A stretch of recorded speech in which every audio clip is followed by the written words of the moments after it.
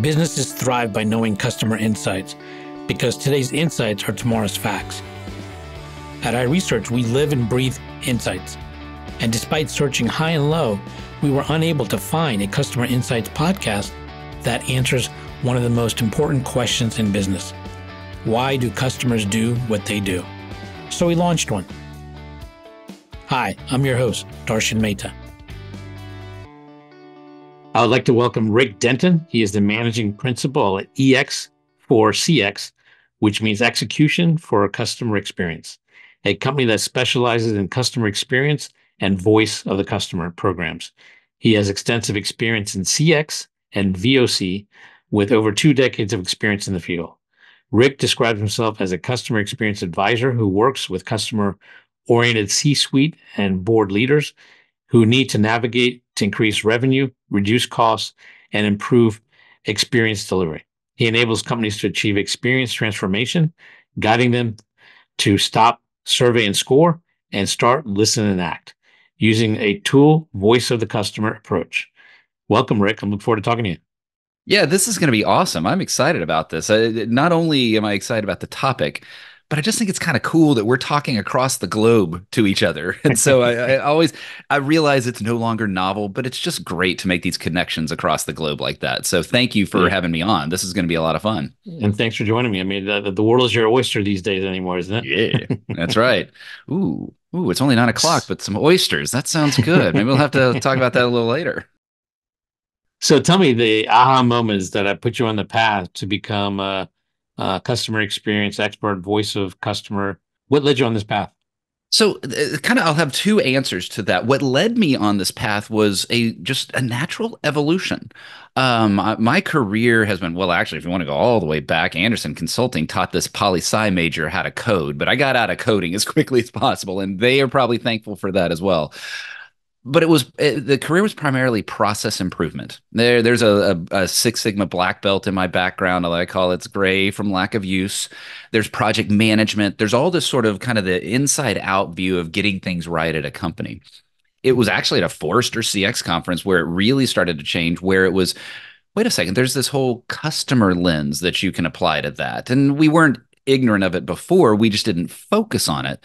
And so it was that, okay, wait a second, how can we understand what the customer is telling us to help inform what are the things that we need to work on to improve? And that was, it was not so much a aha type moment, but more of an evolution into that path.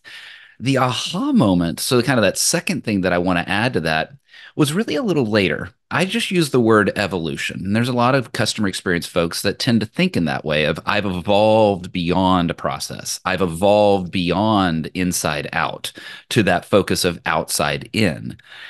And there was a moment, and I don't know exactly, I can't tell you the date, the time, or anything like that, but there was this epiphany that I had of, wait, why would I think that I need to abandon process improvement? Why would I think I need to abandon project management? That's actually the glue. That's the foundation. That's the element that it creates a sustainability to this outside in customer experience approach.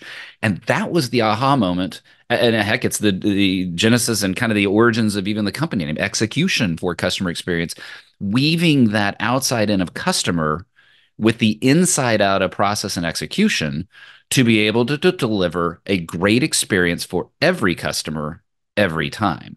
That was the aha moment that really cemented who I am and what I want to be in the customer experience field and the value that I want to give to the clients and help them unlock their tangible business value by focusing on those 2. Interesting. Can you give me an example that really highlights exactly the distinction you're trying to draw? Yeah, I'll give you one from the way back past. And there may be one we might talk about another one here. Obviously, clients got to be somewhat confidential. So I'll be vague, but specific at the same time. A historical sort of mental epiphany from the past was, imagine this is when I was working for a bank. I was working and I was an employee at the time. And one of the process improvements that we wanted to work on was our appraisal process. Imagine home equity, mortgage type work. So there's an appraisal that has to be done before the customer can either get their funds from the home equity or move into the home that they so desperately want to be a part of or move into. And we created this project around, okay, how can we make appraisals faster? How can we make them more efficient so that we, the company, could get our appraisals moved, more appraisals through more business, more appraisals, more closings, more fundings, all of that. And there was that moment of, wait a second, great that it helps us, the company, but it also creates a phenomenal customer experience when they know that their friend who went with another funding institution had a 10, 20, God forbid, 30, 45-day appraisal process, and we could get things done in 3 days.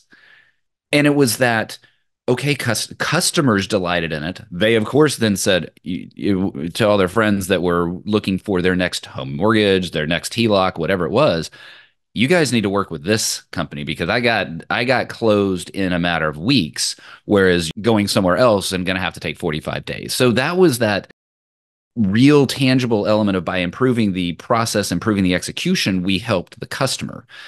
Had we gone out a different direction of asking the customer where the pain points were, we might have come to the same conclusion. That's kind of where I'm talking about is it's you've got the two sides of the same coin delivering the same initiative.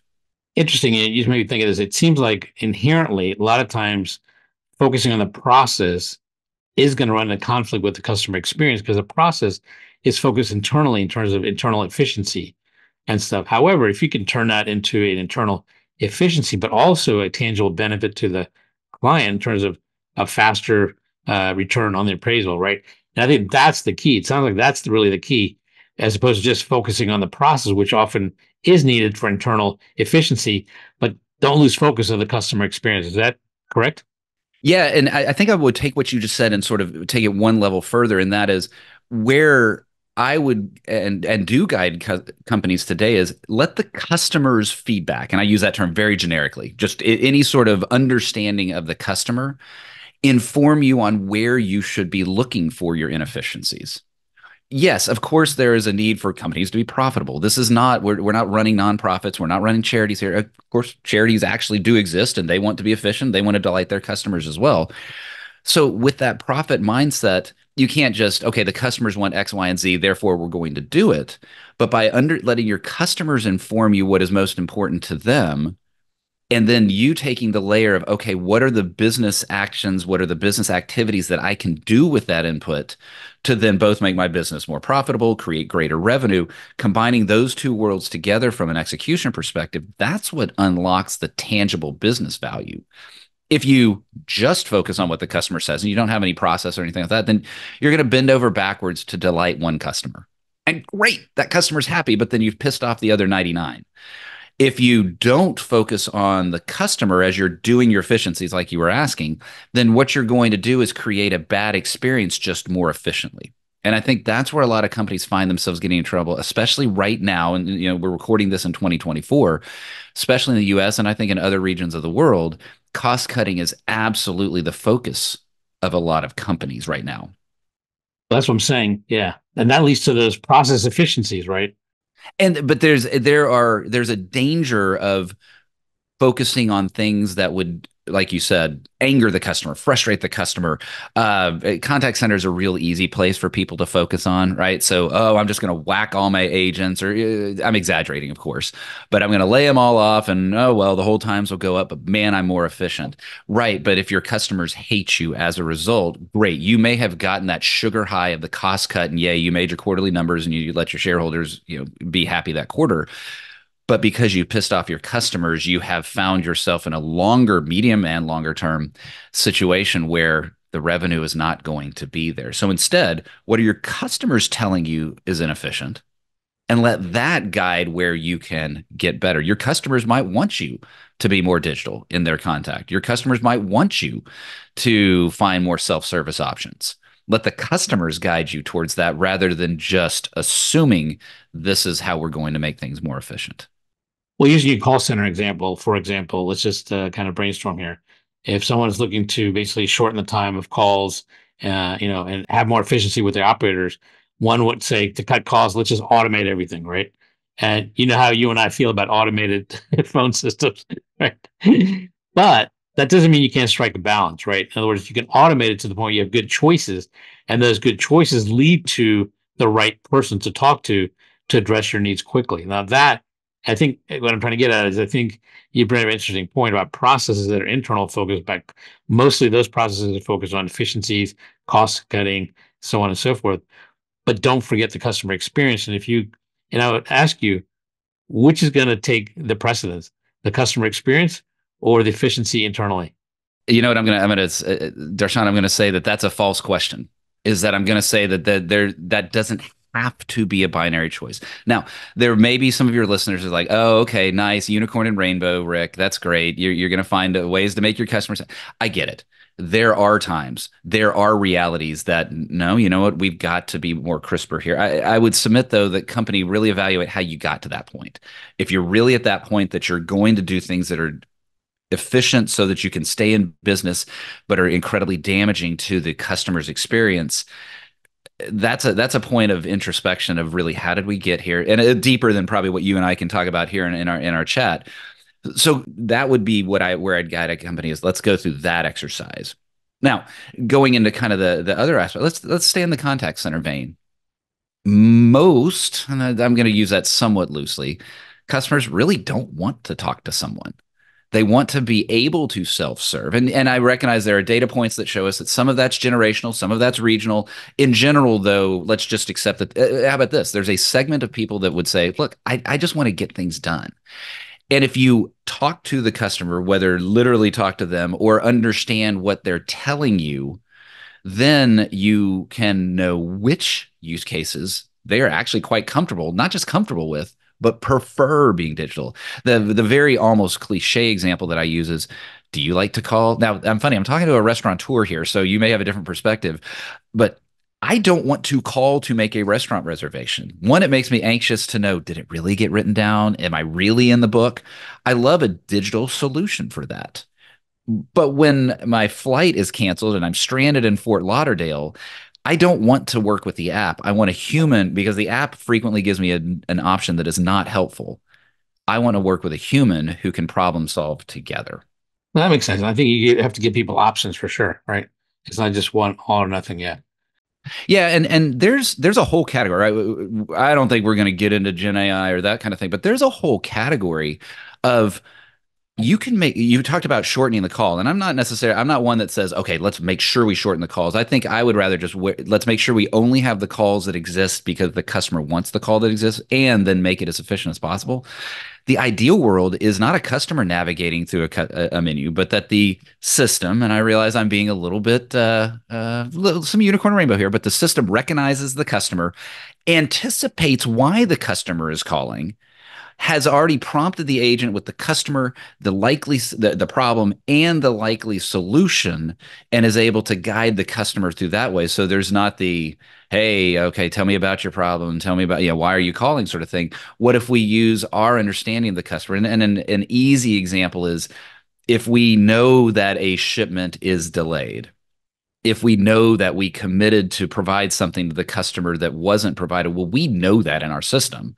So we should likely assume that if there's an inbound call from that customer, not only do we know that, we, using technology, already have a solution for them. And that's going to really require a company to have a strong back end system to be able to do that. Yeah. That's where, when we talk about technology improvements, that's where I want to encourage companies to really focus on. It's not just about, all right, man, how can we get rid of 80%? Everybody saw that. Was it Klarna? I can't remember now which one, but hey, it was able to perform the function of 700 agents and the customers actually preferred it. And so let's just get rid of all of our agents. I think that's a naive view. There's a different approach to technology that a customer would value and then be able to really appreciate the digital solution, giving both the operational efficiency that we're talking about and the customer experience improvement that the customer seeks. You talked earlier about this. This was an evolution that you got to talk about customer experience, but it seems nowadays it actually starts with customer experience and goes the other way, does it not? I think it depends on who you're talking to, especially now. I talk a lot about the 2023 reckoning in the CX world. And there's an element of the customer experience brand that has been tarnished. And it's been tarnished because there's been a lack of delivery of tangible business results. While folks like you and me know that starting with the customer is the right way to do it. Unlike, say, 5 years ago, I no longer think that there is a built-in bias in the boardroom towards that.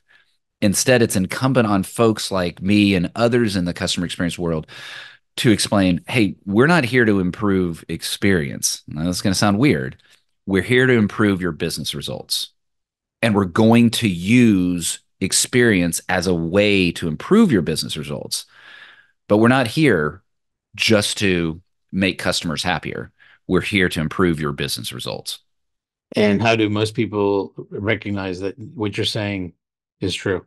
Tangible dollars. One of the examples that comes from a client of mine, it's a couple years ago. We knew that the cancel rates were higher than what we wanted. This wasn't technically SaaS, but just visualize this being like SaaS, subscription based. Customers can leave at any point. They don't experience the full benefit of the program if they don't stay through the whole program. And of course, the company doesn't benefit from the customer if they don't stay through the whole program. The cancel rates were too high. Well, instead of just, okay, how can we sell harder? How can we, expand our market share? Well, we did a voice of the customer exercise. We really looked at what the customers were telling us, not just after they left, because guess what? Most customers don't tell you after they leave, but what are the problems that they're experiencing, both the ones they tell us about and the ones that we observe before they get to that cancel point? And how can we improve that? And by improving that, we were able to reduce the cancel rates by X%, and it resulted in $50 million of increased revenue. So to answer your question, when I sort of cheekily say, tangible dollars, that's how we prove this, is we say, look, if you do this, these are the improvements, and this is the likely business result improvement that'll be. And it doesn't have to, it can be increased revenue. That's great. There are also cost reductions that exist out of listening to what your customers are telling you their pain points are. Yeah, I think you made a point earlier, and I think it's a very valid one that you often can help your customers can help you find their pain points, and those pain points are the ones that can lead to the areas that need the better processes, right? Absolutely. And even like your customers can inform you if your customers are having to escalate.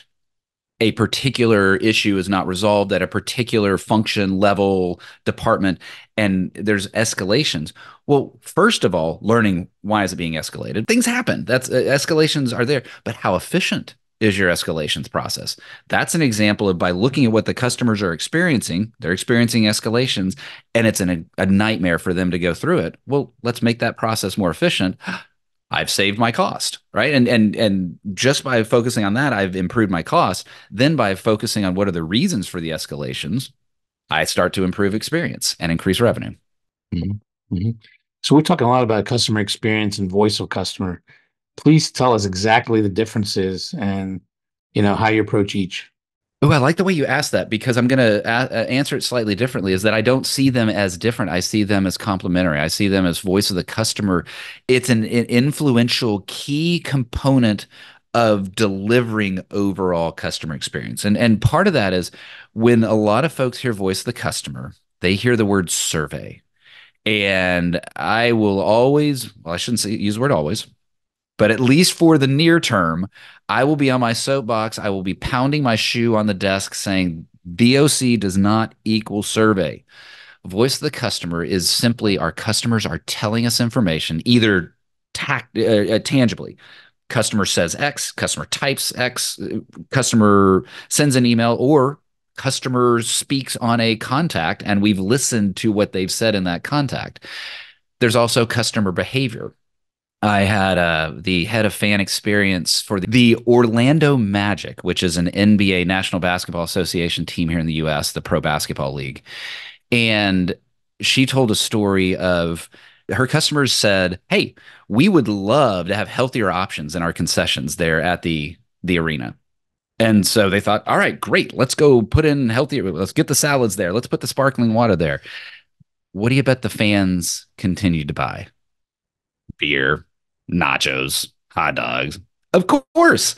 If they had only used what the customer's voice said, like the actual, hey, this is what I'm saying, and didn't look at the customer behavior, they would make mistakes based off of that. And so I tell that story to say, hey, not just what they say, but what they do, weaving all that together is what creates your voice of the customer program. Not all of it. It's what creates your customer listening posts.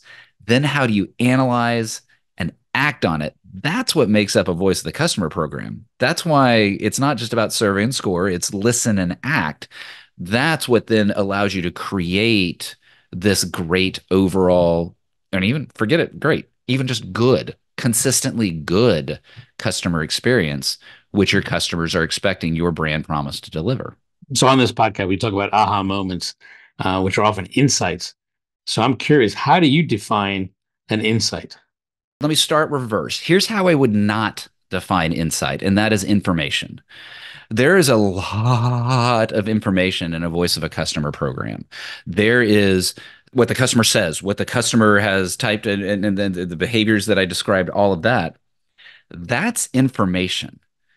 Insight is extracting that into a way that I can then either make a business decision based off of that, take an actual action based off of that, or design make a choice for the future. So to me, an insight is going from all of the information into something that allows me, the business, to take a tangible action and go forward with it. Yeah, I agree with you. And I think maybe I might add, and you can tell me if you agree, is an insight as at the end of it, it's a core truth that you realize, right? That you can act on, right? And so I'm just curious, let's just kind of brainstorm like your example of the Orlando Magic and about the concession stand. I'm sure people do want healthier options, but what could they have done to maybe enact that better or to take that insight to the next level that we're talking about? Well, and fortunately, in a case like this, they actually did the right thing. So the Orlando Magic did the right thing. They didn't over-index on this. What they came to realize, this is almost actually, I kind of like that you brought us here. Until this moment, for me, June 27th at 9:26 a.m. For me, I'd never thought about it. And I've told this story for 4 years now. Are you saying we're having an aha moment, Rick? I think we are. Holy crap!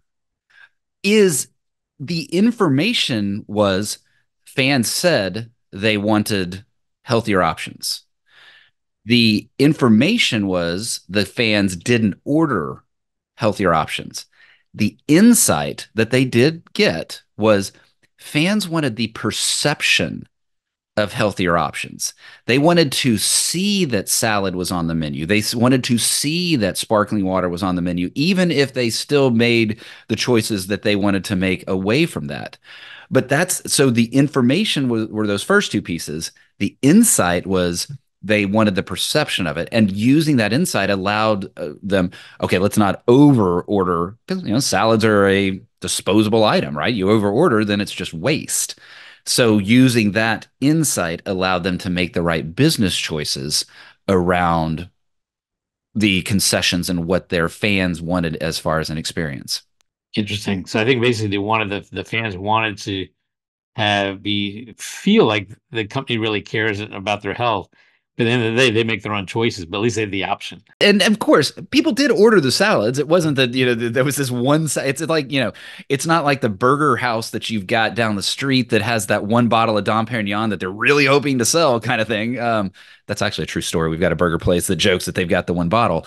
It's not like that. The salads were sold. They just knew not to buy as much as, and, stock as what the initial input might have said that they should do.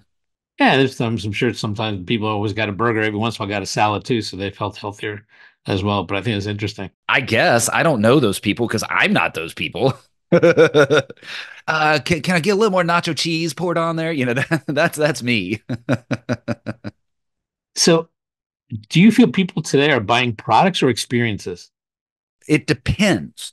In the U.S., there are hardly no, there just aren't domestic. There are not U.S. based carriers that many people would say, man, I love the experience on that flight. But the product of getting me from airport A to airport B safely and on time is valuable enough that people overlook the experience. So that is an example of product winning over experience. Well, I think that's also an example of not having choice, as many choices, right? But what if you did have a carrier that gave you the experience and the same product? And I think that's where I was going with the international aspect of it. Is when it comes to when I was flying to Asia, I can tell you which carriers that I chose to fly. They were not the US carriers. I found myself, and I haven't flown them in years, so I assume the experience is still the same, but it was great then. I was always on Cathay Pacific because I got a great experience. Heck, this is really wonky, but airline people know that the actual airline letter codes for Cathay Pacific are CX. So it's just built right into their airline code.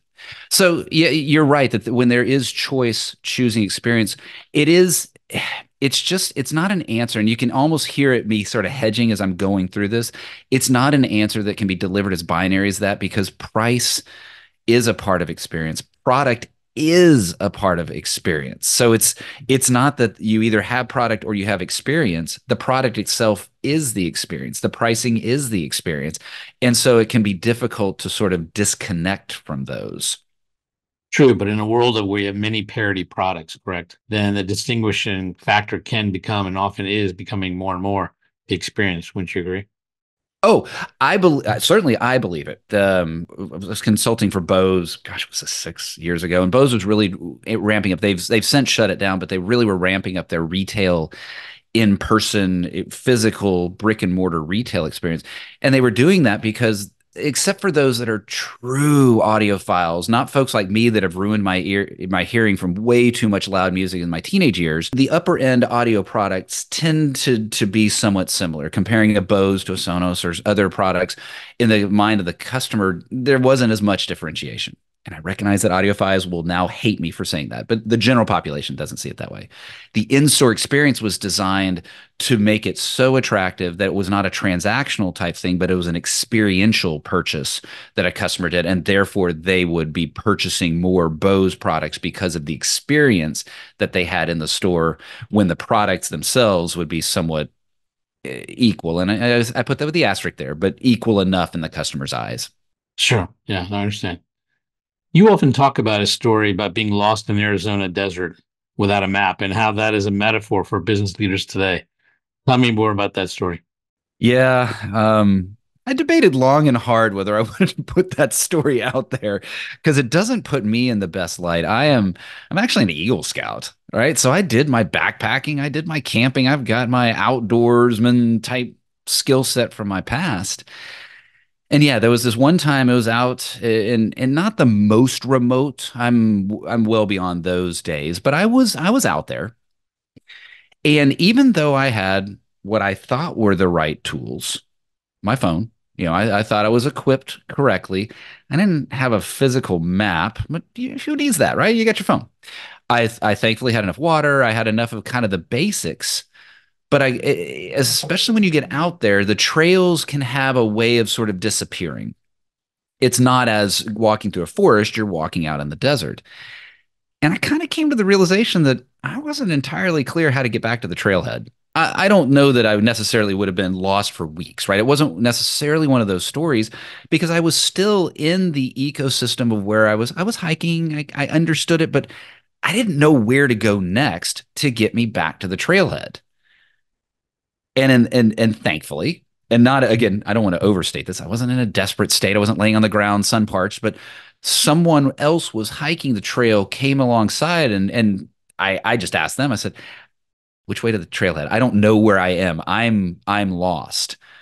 And they helped navigate me to the objective that I wanted to get to, home. I wanted to get to the trailhead and get done with the hike. And then it became clear to me that that was a metaphor for how I work with businesses today. There are some of the best leaders out there. They're the Eagle Scouts of their business. They are well equipped. They know exactly what they need. They actually are prepared. They have all the things that they need to be successful. But then something happened. Either the path got a little less clear or one of their tools failed them. And I use that metaphorically, not necessarily literally systems. They're just sort of stuck. They know kind of where they need to go, but not necessarily. And they certainly know what their objective is. They need a navigator to come alongside them and say, hey, the trailhead's over here. And either, hey, the trailhead's over here, good luck, enjoy, or hey, let me walk alongside you, guide you there, make sure you get there successfully so that you don't get lost in the desert again. And that Arizona desert experience has been one that I've been able to use in the business context of helping businesses navigate to what their objective is, which is tangible business results, increased revenue, reduced costs through the application of experience and successful experience design. Mhm. What would you say are the three missteps most companies do when it comes to customer experience design? Well, the first is actually this may be one, two, and three, but we'll see. Thinking you're listening to the customer when you're not. And so there's a lot of categories there. One very easy one is, well, I send out customer surveys and I get feedback from my customers via surveys. Bleh. Surveys almost are dead. There's still value in them. I put information on a survey and companies respond to me. And so there's still some value. It's not the end all be all. And there are still so many companies that think that that is where you listen to your customer. So item one would be, thinking you're listening to your customer, but you're not. I'm just going to help you there because I agree with you, and I'm just going to inside around with you. But I think a lot of times people need to realize our survey is only as good as the questions and the answer choices. Preach. Oh, preach. Hallelujah. But how do you get to good questions and good answer choices? That's where you need conversations with the customer, right? And that's what the way to use it properly, because both tools are actually quite effective, is you have those conversations early on and often enough that you keep improving your surveys, because the real goal of your survey is not to, let's say, discover those insights or those kernels of knowledge. It's actually to quantify what percentage of people actually think and feel this way or not. It's an and statement, not an or statement. I think both are valuable. You get the insights and you can quantify it because information is a lot of customers are yelling about something. Insight is, yeah, but this is the theme that matters. This is the one that we want to go after. And you're right. Survey design is so vital if you're still, playing in that survey space. I've got three for you. And the second one is not doing anything with it. There are so many companies that love to get their information back, their customer data, survey data, and they put it up on the wall in their monthly business review and they clap when the score goes up and shed a tear when the score goes down, and they do nothing. That and act is one of the key, well, duh, it is the way you get to creating the tangible business value from experience work. You're absolutely right. A lot of companies fail on that. And part of the reason is, and correct if you disagree, is often they have questions in there that are nice to know, but they don't know what to do with that information once they have it, right? So I often say, when you ask the question in a survey, ask yourself, okay, I have data on this question. I have 20 people saying this, whatever it is. What am I going to do with that data? Is that going to just be, oh, it's nice FYI, or can I actually act upon it? And that's where I think often people make mistakes with surveys. What business decision am I going to make based off of the results of this question? If you, not you, if the general you cannot answer that question, don't put that question in the survey. And I'm one of those that I only think there should be three questions on a survey. And I realize I'm being a little simplistic here, but it's whatever score you want, because scores are important. Tell me why you gave me that score, and do you want me to contact you about the information you put in here? I'm a big fan of three question surveys. Anything else I feel like is often extraneous. And I know there are edge cases. I get it. But if I'm ever asked what's the perfect survey, it's a three question survey, and it's that one. Do I have time for the Number third? three. Yes, of Yeah. course.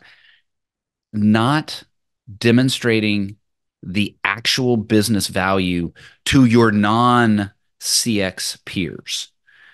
Those of us that sit inside of the customer experience ecosystem, I saw great. I haven't finished reading it yet, but Sam Stern today posted something about, and Nicole, I'm not going to get her last name right, but Nicole Ornelius talked about the cult of CX. And those of us inside of CX know and believe that improving experience will create tangible business results. The chief operating officer does not. The CFO does not. They don't walk into that conversation with the inherent religious-esque belief that this is. They need to be shown that that is. So are you listening to your customers successfully? Have you acted on what you have learned? And then are you showing the rest of the company the business value that is being created from those actions that you listened to create those actions? Those three things, the weakness in those three areas are where CX has its challenges right now. And those are the three areas that companies and CXers would be wise to improve going forward to be able to create those tangible business results. Mhm. And have you found a way to convince the CFOs and the CEOs to focus on the customer experience? Two ways, actually. One is just hard dollars. But you want to get them to do it. The hard dollars come after you do it and they see the difference, right? I mean, you can give examples of other companies, right? Yeah, I mean, there's historical proof. There's that aspect of it, right? Like any initiative, every initiative has a predicted ROI, and they're a tech. Forget customer experience for a second. Installing a new software has a believed ROI that is only proven in the future, but putting the exercise in place to show what the benefit is of spending on whatever initiative it is, the discipline around that it needs to be applied to CX as well. The second is, and this is kind of a secret weapon around CX. I just mentioned installing a system. Man, you're not going to get a lot of emotional stories around that, but bringing in the customer's story into the decision making has incredible impact. I worked for a client where it was a contact center. It was the operational meeting. The meeting was an hour and a half, and I timed it. The first one I went to was an hour and 17 minutes before the customer was mentioned. And I would let the team be aware of that. And their eyes kind of get big because they cared about the customer. They just got in their operational mindset. The next week and weeks forward, we started with customer story. And it was really impactful to see how business decisions were being made now with the customer in mind. And so to answer the question of how can we do this, it's proving hard dollars, both historically and forecasting hard dollars, and then the emotional side of it, the secret weapon of bringing in the customer story to pull at heartstrings and really bring these initiatives to life that these are impacting actual humans. So, what do you see as the future for customer experience and voice of customer? Very technology, especially the latter part, that we are going to enter into an era where we are able to no longer be constrained by our human capacity to absorb that information that we talked about earlier. And when we are constrained by our human capacity, we then do things like sampling, and we can only look at a portion of it. And we create, understand it scientifically, statistical samples, and what that means. Now, and there's silos to this. Okay, I'm going to listen to customer calls. I'm going to read voice of the customer. I'm going to watch focus groups or whatever the choices are with technology. And I'm not saying it's just a magic wand, but with the work that is going into creating a technology suite that allows you to listen to all of that and weave it all together so you're not siloing your understanding of the customer, bringing that together into those clear themes of understanding that then drive very clear business actions. That's where I see this going forward. Whether it's labeled CX, that's the part I'm not so sure about because right now I don't know. The brand is tarnished. Regardless, though, there will always be customers and there will always be a need for a business to try to increase their revenue and reduce their costs. And so that technology solution around voice of the customer is going to get so much better. And that's where we're going to be able to get much better about understanding our customer and then deciding what to do with what we learn. What role do you see AI playing in any of this? Everything. What I just described, and the thing about the letters AI, right? We've been doing AI for decades, but it's really these LLMs, it's the Gen AI type stuff that is there that is really what's changing things. And I am not going to put myself out there as an expert in this space. There are some others that, like, folks, if you're not already following and listening to Bill Stakos, you need to be following and listening to Bill Stakos. It has a lot of great insight in this world. The very just simple question is, yeah, it's going to completely be there because I talked about that human capacity. This is sort of Iron Man-esque that we are able to put on the suit of AI and be able to then consume and absorb that much more when it comes to understanding our customers. Mhm. So tell me, Rick, if you could have lunch or dinner with anybody in the field of CX or VOC, who would it be and why? Well, first of all, because I know what you've told me about your restaurant, I want to have lunch with you. So I want to go to your restaurant. But that's because of the food you described. So I cannot wait to get to Bangkok and enjoy what you've got there. You're most Um, invited. I appreciate that. I really do. And I do. It's going to happen. Just don't Take know me up when. on it. Take me up on it. Oh, I like that. That's a nicer way to challenge me, Rick. All right, let's Yeah, see. yeah. Come on, I take like me that. up on it. You know what? I think I'm going to answer that with Bill Stakos. I already Bill and I have engaged online, right? We've had conversations just like this, but I would love to meet him in person, and I know it's going to happen. But that's the insight that he shares from a perspective that it doesn't come across as kind of some of the aloof influencers that are out there. There's just a grounded reality that I really appreciate about what he shares and how he speaks about it. That I think that sitting down with him, there's so much that I could learn coming out of that. Sounds great. I think it'd be a great lunch. Maybe you can have the lunch at my place, both of you. Even better. Ooh. Oh, I feel very confident that Bill would be on board with that. Well, Rick, thank you for joining me on the podcast. I appreciate it and sharing your aha moments. And I look forward to continuing conversation in future episodes about Thank you customer so much. experience and what you learn and what you can tell us maybe next time. Awesome. Thank you so much for having me on the show. I had a blast. Thanks a lot. Getting to AHA was brought to you by iResearch. To find out more about us, head to iResearch.com and make sure to search for Getting to AHA in Apple Podcasts, Spotify, and anywhere else podcasts are found. And don't forget to click follow to ensure you don't miss any future episodes. Thank you for listening.